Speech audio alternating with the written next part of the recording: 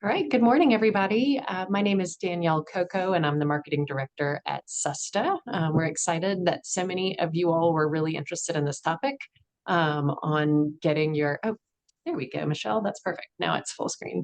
Getting your labels in compliance for Canada. It's, one of those markets that's a great market for a lot of US products with the seasons, and especially down in the South, we can grow a lot longer than they can in Canada. So I know it's a great, exciting market for SUSTA companies. And with the language and other regulations, of course, labels have to be changed. So we're excited to have someone who's an expert on the call today, Michelle Anstey with NSF. She is going to deliver the presentation, and we also have with us our consultants, Argyle PR, Laura Pixley, and Miriam Ahu, who are on the line as well. But it will be Michelle presenting, and then everybody is muted for now. At the end, we'll do a Q&A. So as Michelle is going through her presentation, if you have any questions, type them into the Q&A or the chat box, and we will get to that at the end. So Michelle. Great. First of all, I just would like to thank you for the invitation to give this presentation. It's my pleasure to be able to share with you guys some Canadian labeling, and just to give you just a quick overview of what the agenda will be. I'll touch upon briefly who I am and who NSF are, but then the bulk of the presentation will be on mandatory labeling information for Canada. I do want to introduce you guys to an industry tool that the CFIA has that I highly recommend you utilizing when trying to figure out next steps on creating your labels.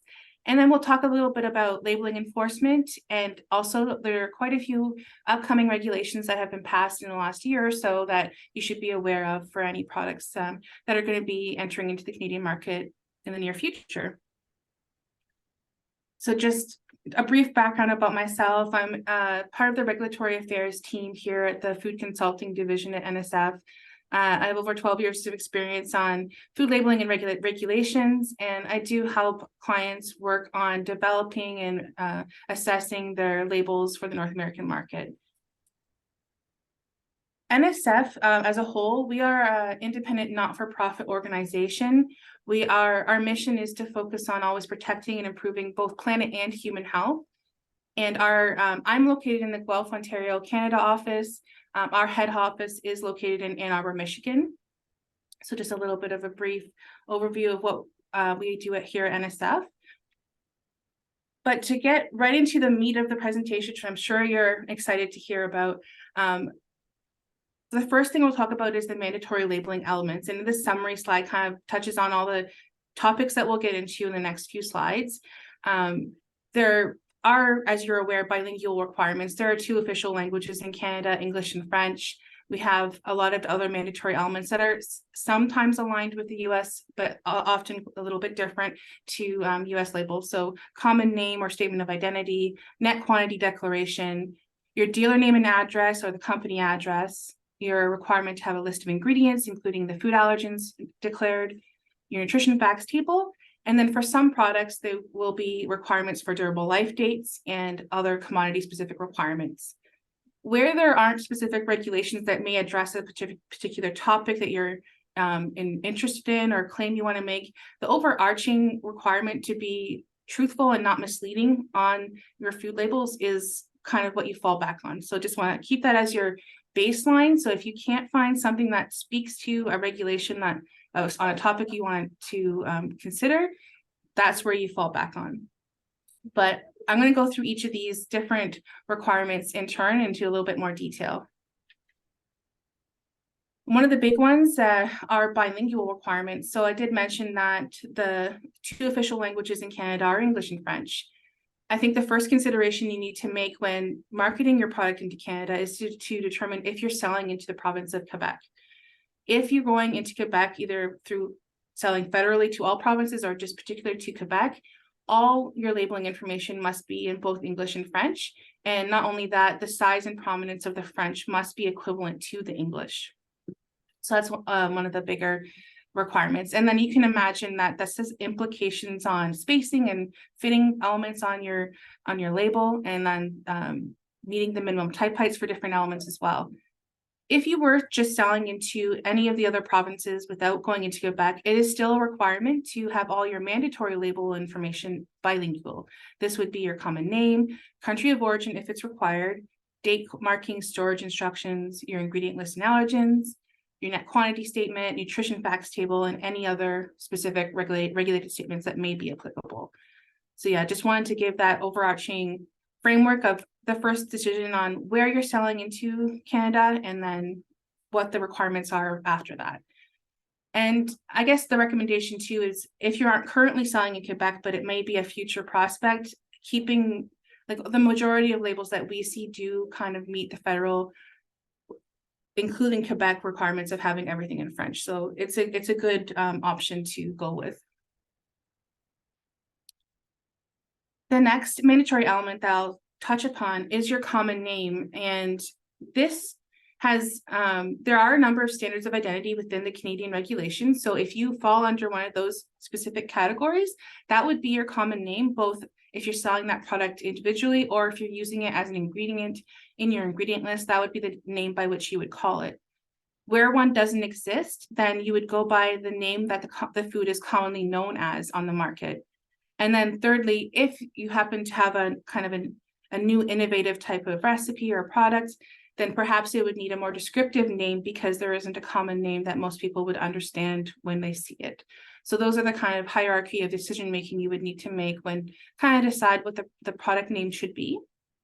Now, the basic requirements for your common name is that it would be on your PDP or the panel that is visible to the consumer on the shelf, and that it would be at least 1/16 of an inch or 1.6 millimeters in font size based on the lowercase letter. And of course, if you are using all capital letters, it would have to meet that minimum type height based on the capital letters. So the requirement is not huge. And, you know, it's a little bit different for the US where it has to be half as prominent as the most prominent text. But so yeah, the basic minimum requirement is 1/16 of an inch on your PDP. And the other mandatory element on your PDP would be your net quantity statement. So this is the amount of product inside of a package declared in metric units. That could be either volumetric or by weight, depending on the type of product you have. The statement net weight or poids net in French is not required, but if you choose to use it, it would need to be both in English and French.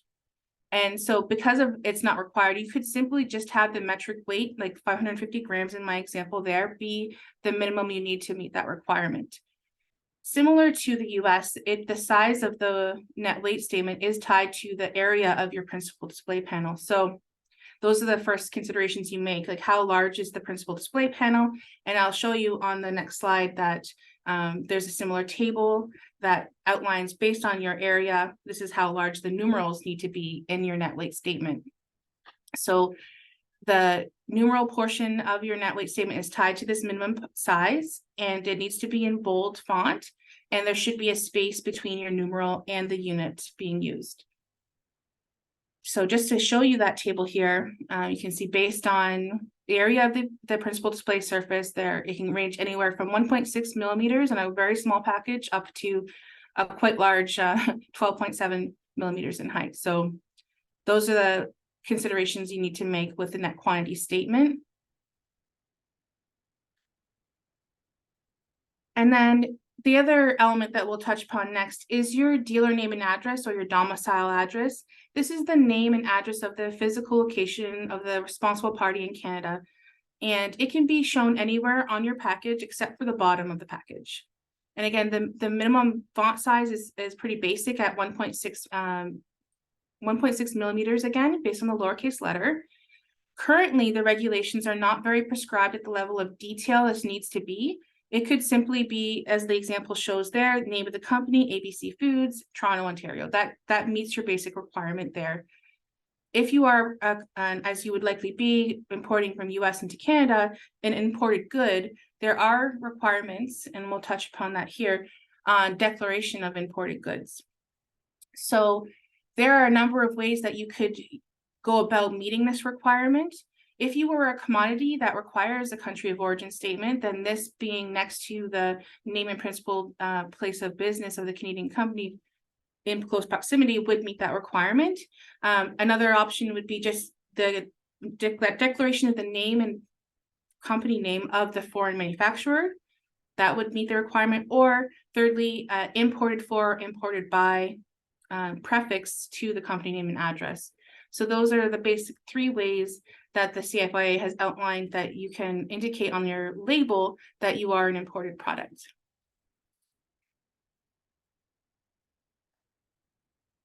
So I think one of the major elements of your label is your ingredient list. And before I get into the formatting and the specifics of how that looks on your label, I'm going to touch a bit about ingredients in general. So the regulations on permitted ingredients and food additives are different between the Canada and US. So I would always recommend, as an initial step of marketing a product to Canada, is to do an assessment on your formula to see, are the food additives you're using permitted in Canada?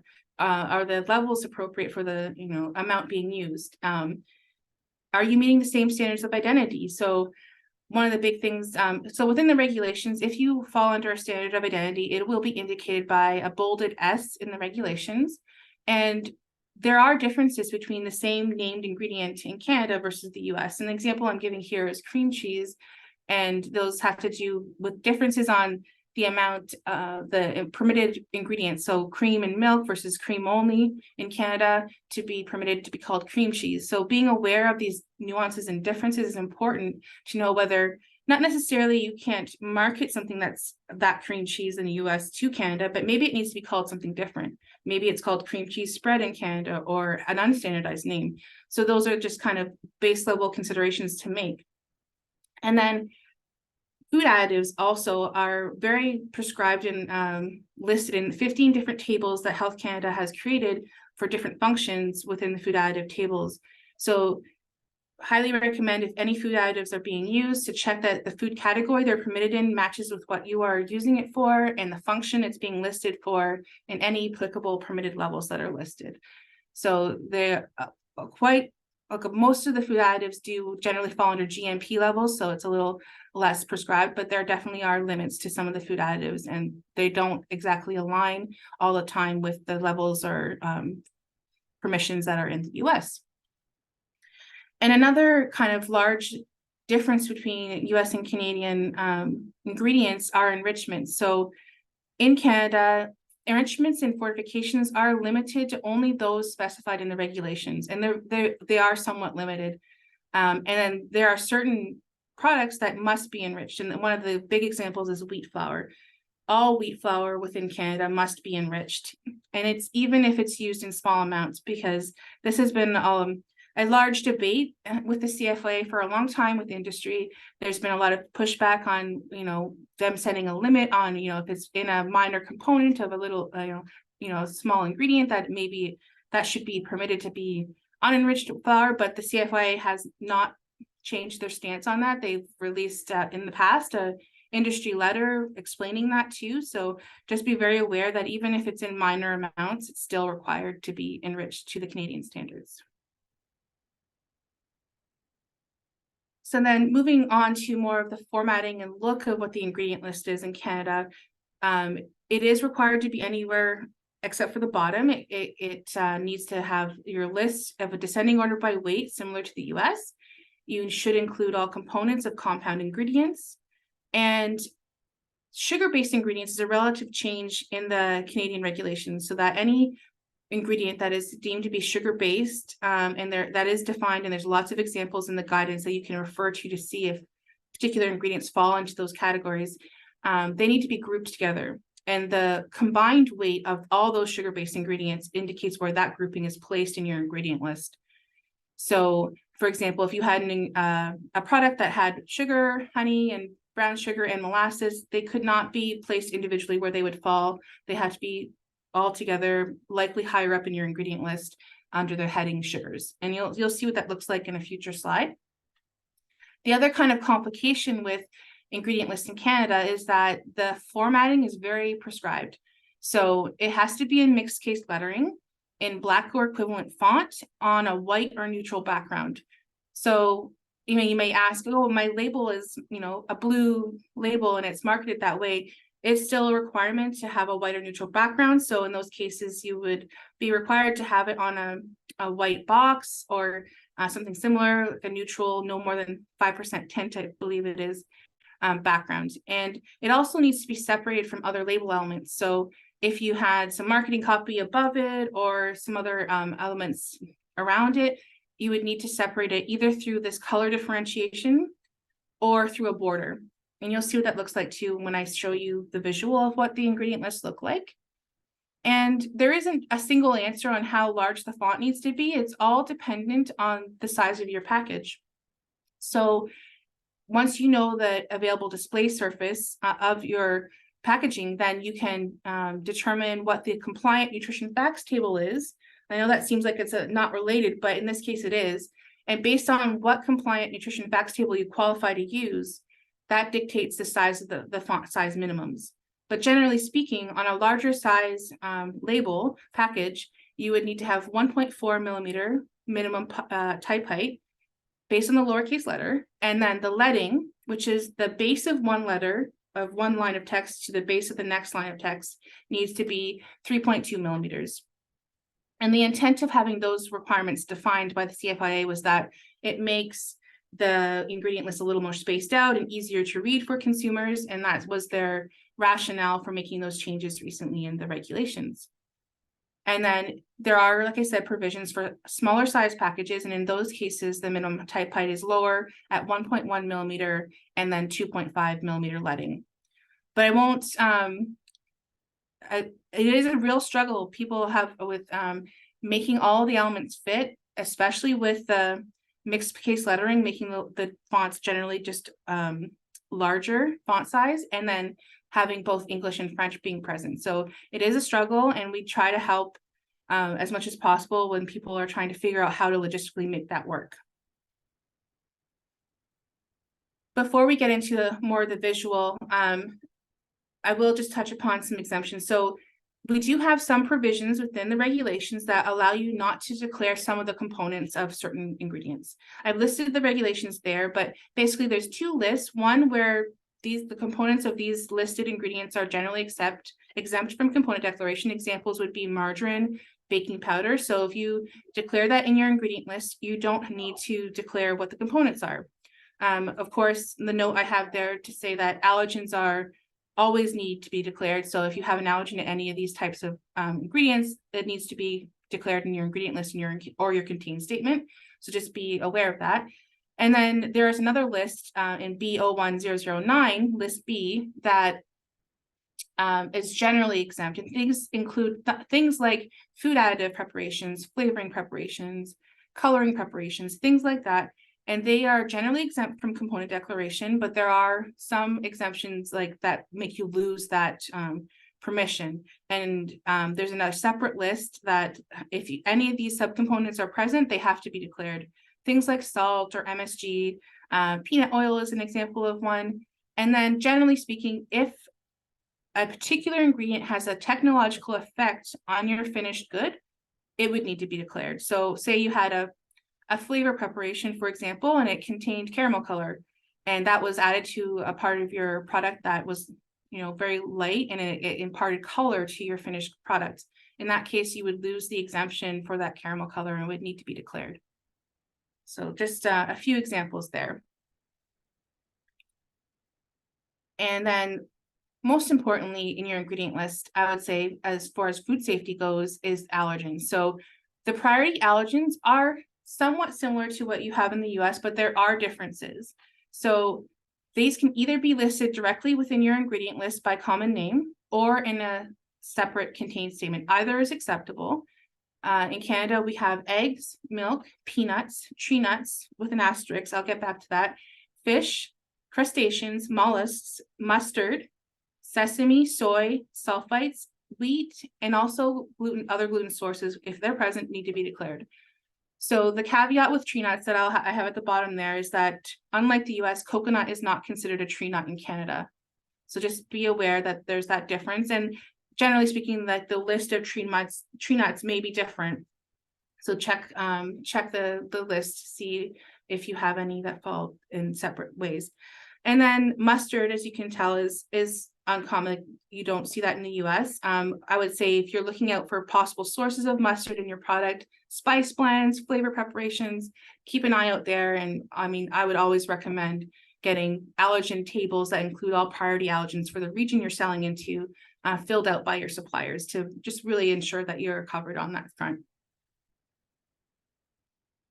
And then you may ask, what are the requirements or permissions for precautionary allergen statements? So these are voluntary, they're not mandated, but the CFIA does not object to the use of cross-contamination statements if it alerts consumers to a possible presence of an allergen in food. Things to watch out for, though, are that these are not meant to be a substitute for good manufacturing practices and should not be used in lieu of those of that. And then it must be declared after the allergen statement. So it has to be grouped together with the ingredient list and the allergen statement if you're going to use it without any intervening material. And then the CFIA and Health Canada does recommend the use of may contain as the method of delivering a precautionary allergen statement. So may contain and then listing any potential cross-contamination statements. That's not a requirement, just their preference. So if you would prefer to use, manufacturing facility that also produces XYZ, that is also acceptable, just not the preferred method that the Health Canada and CFIA have indicated. So just for a visual look at what this all ties together to look like, here is kind of what a Canadian ingredient list looks like. Of course, this is just the English only, but the French would also be present. Some things I'm going to call out. You can see the first ingredient there is the sugars. So again, these have been grouped together, and because they were a quantity enough to make them the heaviest weight in the recipe, they're now the first ingredient. You can see the ingredients and the contains titles are bolded. This is a requirement. And it's all in mixed case lettering. And the type of mixed case lettering that it is the first letter of the first word of an ingredient is bold, uppercase. So vegetable oil shortening there. The V is capitalized, but oil and shortening are lowercase. So that's basically how it is specified. And then anything that's in brackets in the components is all lowercase. You may be wondering why you're seeing bullet points between the ingredients. That is an option. You can either use a bullet point or a comma to separate your ingredients. Both are acceptable. So just wanted to show that as an option there for you to see. And then you can also see that it's on a black text on a white background with a border. So this is generally how it is required to be listed. There are some leeways there that it could be a black or equivalent, so like a very deep color, or a white or neutral background. So yeah, there's a little bit of leeway, but really this is generally what the ingredient list needs to look like. One other thing I'll just point out, if you have previously marketed to Canada before the change in regulations, you may have been used to being able to group all your colors under the class name color and listing them like that. That's no longer permitted, so you must be listing the specific color name. So the example at the end of this ingredient list is Allure Red. So that's just another call out I wanted to bring to your attention. So yeah, I think those are the main things I wanted to point out with the visual of your ingredient list. And again, if you were going to use a precautionary allergen statement, you would need to place it after the contain statement within this grouping. Okay. The next major label element that everyone is kind of very aware of is the nutrition facts table. So generally speaking, all prepackaged products must carry a nutrition facts table in order to convey to the consumer the nutrition content of the food. I will say there are some exemptions. So if you think you may qualify for some exemptions or you're unsure, I would highly recommend looking at the CFIA guidance or directly in the regulations to see if you perhaps fall under any of these categories. But if not, you would require it, and it would need to be anywhere on the package that is a part of the available display surface. So it could, in theory, be anywhere on your label, but the example I'll give is if you were a product that if you flipped it over to and looked at the bottom, and in doing so, the product leaked out of the lid, or it ruined the product in any kind of way. So like an iced cupcake, for example, and you flipped it over and the icing got smashed into the lid. The CFIA would not consider the bottom of your package available display surface in that situation. So in that case, your nutrition facts table would not be permitted to be there. So just things to consider. There is extensive guidance on the CFIA website that outlines different areas that may be excluded from your available display surface, and situations like, for example, your UPC is not considered part of your ADS. So when you're calculating the total area and that dictates the size of your NFT, that can be excluded. So there's lots of things to consider when trying to determine the size of the compliant NFT on your label. And the other thing I'll mention is that it should be on one continuous surface so that it can't be kind of bordering two different panels on your label. But as far as the format goes, I'm going to show you an example of a standardly formatted table in the next slide. But there are a whole compendium of various sizes and formats of NFTs that may be appropriate for your label, but you need to go through the decision making, and there are decision trees that you can follow on the guidance, CFIA guidance, that can help you to determine if you may qualify or be permitted to use a smaller size or a horizontal format, for example. So just be aware of that. And then visually, what you're seeing here is a standardly formatted 3.1 large size format NFT. We're doing a little bit of a compare and contrast to the old regulations, so you can see the differences that have come into effect. So generally speaking, our calories are more prominent now, the serving sizes are larger. There was an update to our daily values, which are reflected in the percent daily values here.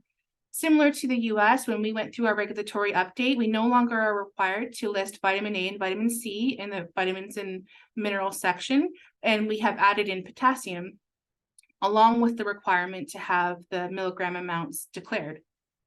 And then Health Canada also thought they would add a new footer to the nutrition facts table.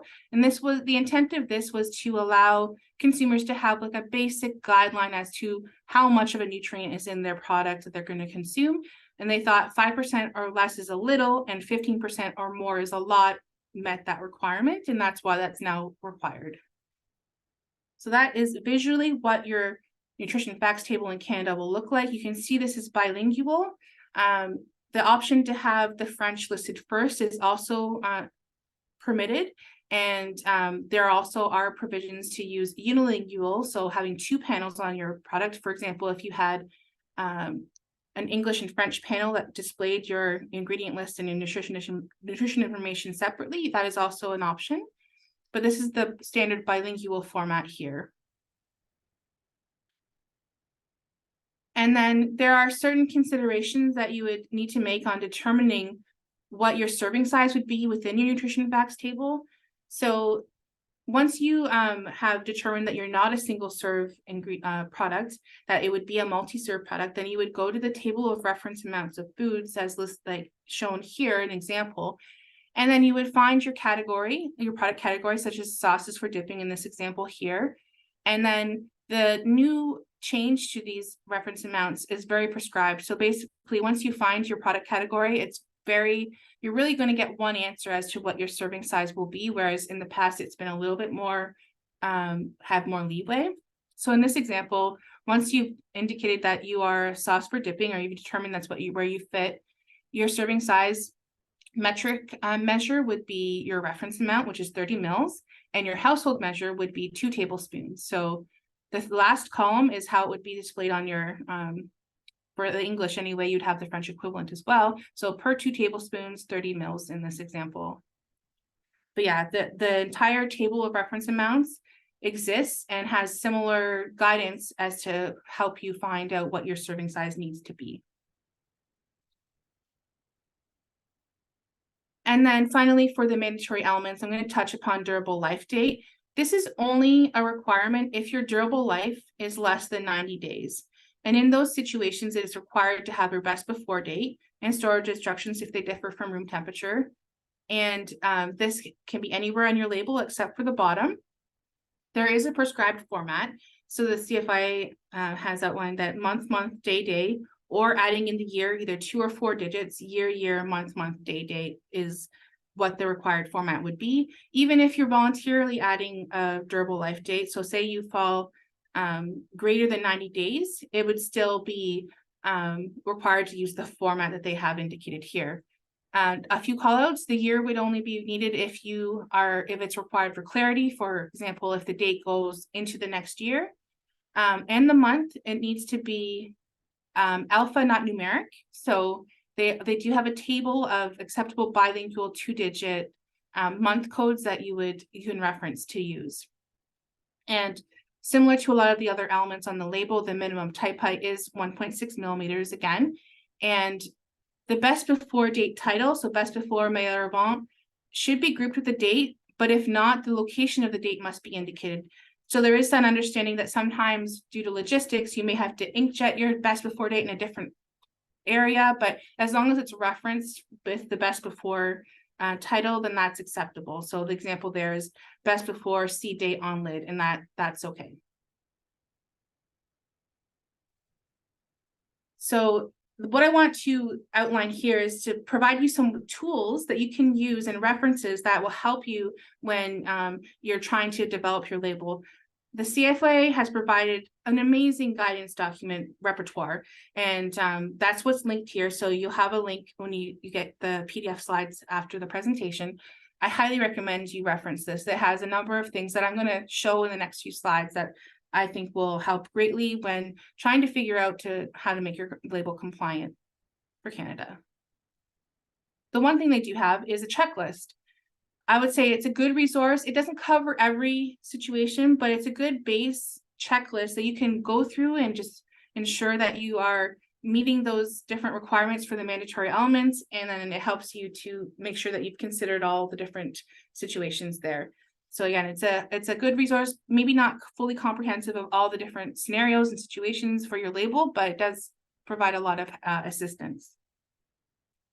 And then in the main body of literature they have on the guidance documents on the CFIA website, it's basically broken down into 3 different groupings. This is the core labeling requirements.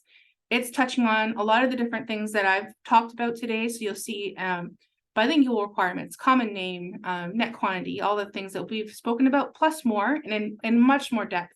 So it's a great place to start. What I like about it is that it includes CFIA's thoughts and interpretations on the regulations, along with a lot of citations directly from the regulations and references, so that if you want to go to the source information, you know exactly where to find it.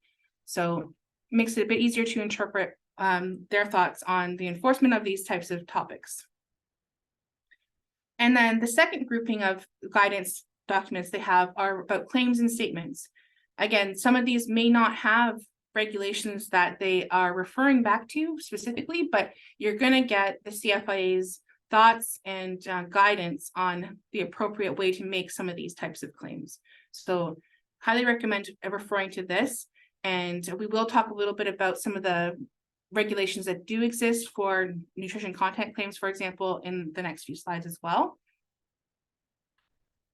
And then the third set of documents they have are food-specific labeling requirements, so commodity-specific regulations and guidance. So if you happen to fall into any of these, or even if you are using an ingredient within your recipe that falls into these categories, it's highly recommended that you would explore the regulations and guidance that exist for those in particular, and then you can find that here as a starting point.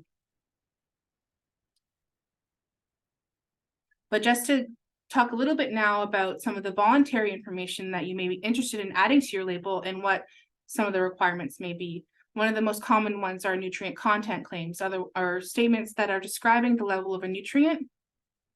So watch-outs I would have are, you should only limit your claims to those that are permitted in the regulations. So there is a very defined list of nutrient content claims, and they have prescribed wording, though they do provide a lot of synonyms and alternate wording that you can pick between. I'll show you one example in the next few slides that you can see the options they give. And they also provide compositional criteria that you would need to meet in order to make the claims.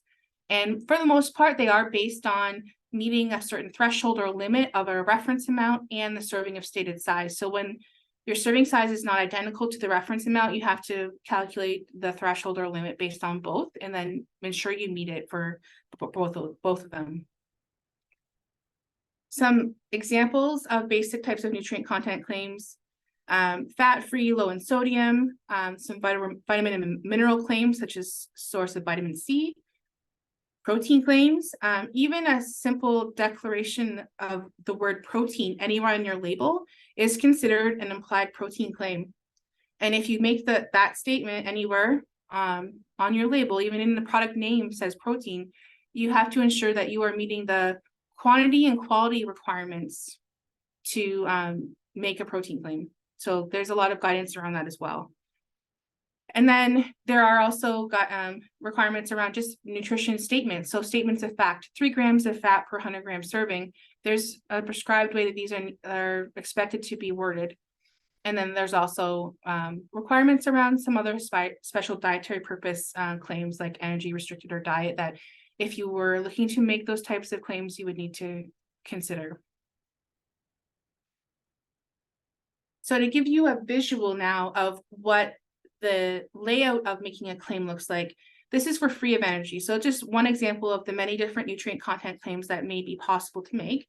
You can see that the free of energy is one way of stating the claim, but they do provide a lot of guidance on alternate wording. So free of energy, zero energy, without energy, or even calorie free. These are all equivalent to that term, and any of them are acceptable to be used on the label, but nothing outside of those. So you have some options, but you are limited to those. And then in the second column, you have the requirements that you need to meet to make that claim. So the food provides less than 5 calories or 21 kilojoules per reference amount and serving of stated size. So again, making sure you meet it for both. And then also some references. You can see exactly where in the regulations you find this. This table was taken from the guidance document. As far as health claims go, they must comply with Section 5.1 of the Food and Drug Acts. They are voluntary. Things to consider, they could be general or specific, and they also could be stated or implied. So an implied claim could be an imagery you use on your label that could imply certain health benefits. So definitely need to make sure that if you are using any kind of imagery and things like that, that you are making considerations that you're not not misleading and are truthful. But just generally speaking, the term health claim is not formally defined in the Canadian Food and Drug Regulations, but they do adopt the Codex Alimentarius definition that it would be any representation in labeling or advertising that states, suggests, or implies that a relationship exists between consumption of a food or an ingredient in the food and health. So I know this is labeling enforcement is really a hot topic. People like to know. Unfortunately, unlike the US, we don't have a publicly disclosed place to see a lot of the enforcement actions that the CFIA may have taken, such as the equivalent to an FDA enforcement letter. But what we do see is that there are quite a few undeclared allergens that happen for food recalls. So again, I think I mentioned it previously that allergens are one of the few food safety elements on your label. There are others, but that's the main one. So yeah, that's the one of the biggest examples of CFIA enforcement we see is the recall of products due to undeclared allergens. You may see fines if you are not following the charter of the French language for labels that are going into Quebec. So again, being very aware of where you're selling to and making sure that your bilingual requirements are being covered.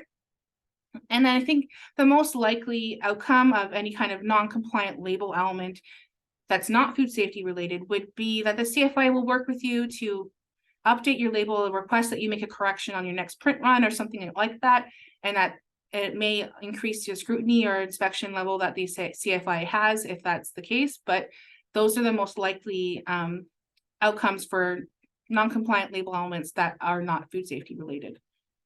And then also just to bring awareness that the CFIA does consider web addresses, social media, things like that to be an extension of the label. So it would not be permitted to make a claim on your website or in social media that would not be permitted on your label. So just again, kind of following the same requirements there.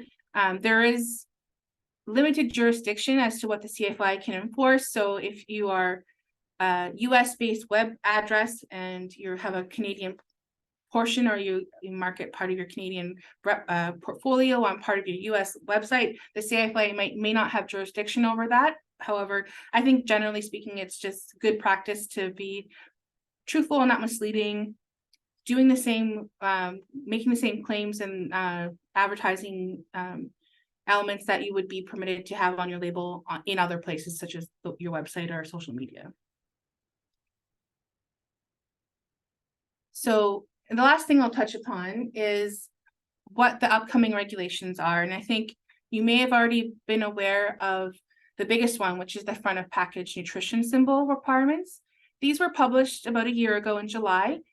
This is requiring a front of package nutrition symbol for any product that meets or exceeds set thresholds for sodium, sugars, and saturated fat.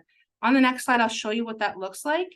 And the enforcement and compliance date is a few years out at January 1st, 2026. But depending on the size of your portfolio, or if you're already going to market now, it makes sense to make these changes before then. Some of the other minor things that were included in these regulatory updates were moving your nutrition content claims from directly in the regulations into an incorporated by reference document. That's more of a housekeeping thing.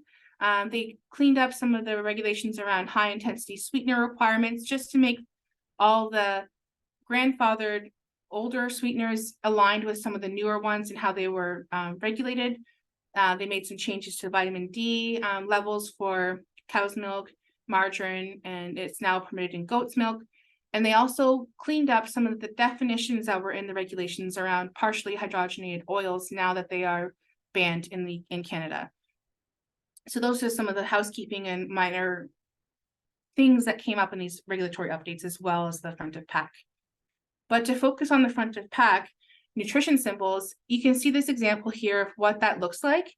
Again, there are some exemptions that you may fall under. So foods with a protective effect on health, like plain yogurt, may be exempt from the saturated fat threshold, if that was the case. It's very nuanced. There are exemptions, but then also ways to lose exemptions based on the composition of the product. So I highly recommend the Health Canada has updated the guidance a few times on this, so that they have been addressing some of these nuances within the guidance. So it's a good resource. But generally speaking, for any typical prepackaged food, if you exceed 15% daily value of either of the saturated fat, sugars, or sodium, you would require this high in symbol on the front of your package. And there are requirements on where on your front panel it would have to be placed and the size. So it's all related to the principal display surface area as well. The other update that happened just last fall is the change to the potassium and sodium daily values. The sodium one doesn't have as much impact to industry because it only impacted foods that are only marketed to infants and children. There was no change to the adult age group, but potassium did change for all age groups. And it's going from 4,700 milligrams to 3,400 milligrams. So you have until January 1st, 2026, if you already have products on the market, to update your label to address this. But you will notice that that date is the same as the front of pack nutrition enforcement date. So they've been dovetailed into the same time so that you can make a single change to your label and not have to do it twice. And then finally, there is a new regulatory framework that was introduced into the Canadian landscape about a year ago for what's called supplemented foods. In the past, these foods would fall under temporary marketing authorizations. What they are foods that have added vitamins, minerals, amino acids, and other ingredients that were not part of, I think I mentioned to it earlier in the presentation, that generally speaking, enrichments and fortifications are very limited and defined in the Canadian regulations. So these products fall outside of those. And what Health Canada did was that they set up a temporary marketing authorization application process where companies, if they wanted to market a food that had these added nutritional ingredients that were typically not permitted, that they would allow a safety assessment and an application to be put forth that allowed you to temporarily market these products with some requirements to report back on any adverse events or any safety data over time. And that this, over the years, allowed Health Canada to create a basis for this regulatory framework that was created that showed that these ingredients had certain levels, had no adverse effects, and that also allowed them to determine whether any warning statements would be needed. So that's one of the other differences between supplemented foods and traditional foods now under these new regulations, that if you fall under this category, you would have to have supplemented food facts panel, like you can see the example there. And you may, depending on which nutrients are being added to the food and what levels, have to have some warning statements. And examples of what types of products we're talking about here are beverages with added mineral nutrients, caffeinated energy drinks, snack bars with added vitamins. So these would all fall under supplemented foods. And if you previously fell under the TMAs, you have until December 31st, 2025 to meet the new requirements as a supplemented food. And if you're going into the market for the first time, then you should use the supplemented food framework to market your products then.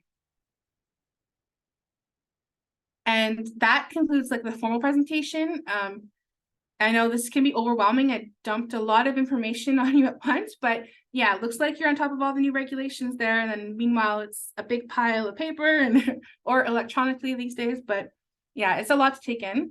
So recognizing that, and just to reiterate, our team here, we do offer services of compliance checks, label reviews, ad hoc consulting on regulatory things. So if there's any questions, we're happy to help. Thank you, Michelle. Yes, that was a lot of information, but you explained it really well. And thank you so much for going over all of that.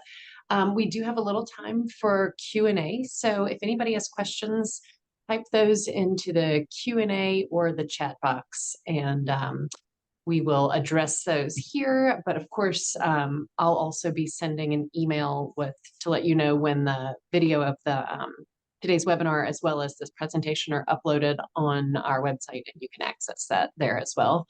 I have a question. You mentioned a website would have to also be in compliance. So let's say I said I couldn't say like low in sugar on my label. I would have to remove that off of my website too if I didn't meet that requirement? Yeah, and I know I did mention too that there are some jurisdiction boundaries for what CFIA can control. Like they basically only have jurisdiction over Canadian-based websites and social media. But I think it's best practice that if you wouldn't be permitted to make that claim on a Canadian label, that advertising it as such would be misleading to the consumer, and that's how the CFIA would see that as well. Okay. They just may not, depending on the jurisdiction, be able to do much about it. But yeah, okay. And social media as well, you said. Yeah, it kind of all falls under the advertising laws. So yeah. Okay. Good to know. And one thing I also wanted to mention is for companies who are in SESTA's cost share program, getting your packaging and labels into compliance with the Canadian requirements or any foreign government requirements is eligible for our cost share program. So you could apply to cost share for, your translating and even if you had to like create new plates, that kind of thing. And get 50% reimbursement on those expenses to get into compliance. So keep that in mind. There is some, financial support for this as well. Okay, let me see what questions are coming in.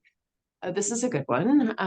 What should a company expect to invest in developing labels for Canada per SKU, for instance? That's a good question. And I think it's highly dependent on how much you already have going and what help you need with. So the example I'll give is if you need help with doing a compliance check before creating your label versus, or do you need to do nutrition lab testing for the Canadian, any specific nutrition. So I think it can be quite variable and also on the complexity of your product. And it should include not only those considerations that I just mentioned, but maybe like graphic design and marketing input and things like that. So it can be quite variable. So I don't know if I want to put a number on anything, but it is very, for us, the part like say regulatory consulting and doing label checks, that is also dependent on the type of product and things like that. But we do are able to provide with more details and quotes on that. Okay. Okay, here one just came in. You mentioned food products with over 90 days shelf life should label the expiry date in a different location than top or bottom. For canned beverages, usually the information is added to the bottom. Does that comply? Okay, so going back to that one, so anything over 90 days is voluntary. So it's a voluntary statement at that point. It should follow the formatting and general requirements for that the Health Canada has put into regulations. So if you had it on the bottom, yeah, I think perhaps if it was being referred to, like, so if you had on the main part of the label somewhere, best before, see bottom, if that's like the restrictions you have on being able to inkjet it, for example, that might be acceptable.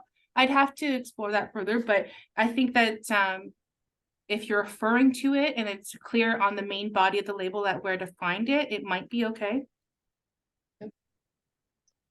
The next one, does Canada allow double labeling? For example, in Germany, I can stick a compliant label on top and then we're good to go. So I think that's a very good question. And honestly, we get it all the time. It's a very common question. Generally speaking, a dual label is not possible for US and Canada, for example, because there are differences in the regulations. So for example, for Canada, you're not permitted to have another foreign country's nutrition information panel on the label. So there's restrictions on how that would be feasible. You know, I mentioned that there are different ways of declaring ingredients and maybe you wouldn't fall under the same standards. And so like, there's not a way to have one set of information that would comply with both US and Canada. What we do see sometimes on the Canadian market is over stickering. So perhaps applying a sticker on your information panel that has the Canadian specific information while covering the US label, and then maybe another sticker on the front to cover off any changes or requirements that are different to like the net quantity or the common name. It's not ideal in some situations, but we do see that quite often on the market. Okay. If we sell just online in Canada, do our labels need to meet the Canadian requirements? Another excellent question. And honestly, this has not been addressed in the regulations as of yet. So it is a very gray area right now. If you, as a shopper on the online Canadian landscape, I know that generally speaking, I don't see all the mandatory labeling elements online when I'm shopping personally, but yeah, it hasn't been addressed in the regulations as of yet. Interesting. Yeah, I bet it will be soon. I know that these same discussions are happening in the US and they're happening in Europe, and it's just something that needs to be considered and, you know, updated. Yep. Yeah. Okay. Can ingredients in the ingredient statements be all caps? No, it's not permitted any longer. It must be the mixed case lettering. Yeah. Okay. Do you know the different ways you could call non-alcoholic beer on the label? So non-alcoholic beer, I know that they have recently updated the guidance from what we could tell that there's a threshold of that was lower than it was previously stated. So I think it's less than 0.05% alcohol, I believe now, to be able to be marketed as a non-alcoholic beer. So, but whether there's alternate wording on how you can call it, I would have to look into that. I'm not off the top of my head sure. Sure. And whoever asked that question, that is something we could also address outside the webinar. Follow up with an email. Yeah. Okay. If your product is a mix, like a powder, and you add additional products for final consumption by the consumer, do you state nutrition as declared, like as sold, or do you declare the final nutrition, final product nutrition, like the mix plus the other product with the nutrition value, or do you do both? So there are provisions in the nutrition fact table formats for dual label that has as sold and as prepared. Mm-hmm. And it's most common to see it with as prepared. I think their base requirement is as sold. Yeah. Like 99% of the time it would be as sold, but it's for those situations very common to see as prepared based on the instructions on the label, dual column. Okay. My product is made with alcohol, but it's a non-alcoholic product. Is there a requirement for alcohol on it? I'm thinking like a rum cake, maybe. Yeah, and this is actually a question that we've had recently as well.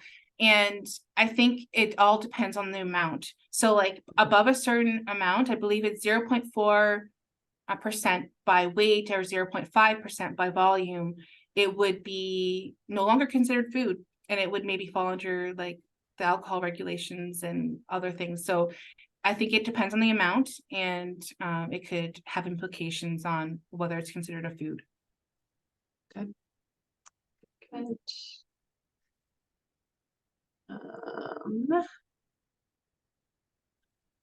All right. It's everything, unless anybody else has more questions, and we're coming right up on the hour. So yeah, I don't see anything else coming in, but that was really informative. I think we all know that we will be, anybody who's doing this will probably be headed to that website and then probably reaching out for further clarification as needed. But again, I'll be posting the recording as well as the presentation up on the website, and I will send you all an email this afternoon when that is done. And again, you can use our cost share program to offset expenses tied to getting your packaging and labels into compliance. So it takes a village, and we're here to help. And if you have any, more specific questions for your products, please feel free to reach out with an email, and we'll try to get you to the right person to answer your questions. Thank you so much, Michelle. We really appreciate it. Oh, I do know I have one more thing that I wanted to mention. There was so much interest in today's webinar. We had a lot of companies register, and I think that just speaks to, there's a lot of interest from our Southern region companies in the Canadian market. So if anybody has like events or ideas of things that they would like to see in Canada, we're always all ears. As I mentioned, Argyle PR, our consultant in Canada, is on the line. And, even if it's just in an email, if there is an event or, something that we could do to help support your interests in Canada, let us know. It's, we're always adapting and modifying our strategies. So please be in touch and let us know how we can help you in Canada. All right. Thank you. Thanks so much, Michelle, for sharing all this information. Thank you, everyone. Appreciate it. All right. Everybody have a good day. See you soon. Bye-bye. Bye-bye.